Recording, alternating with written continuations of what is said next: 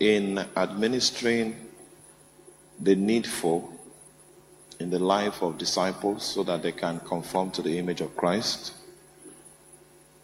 you must know that you are either dealing with a Judas or a Peter.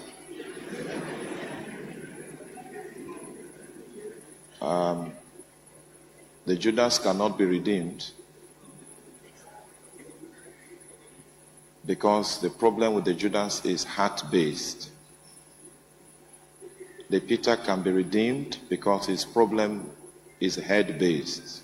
He doesn't understand. But Judas has a heart problem. Most people with heart problems, may the Lord give you understanding.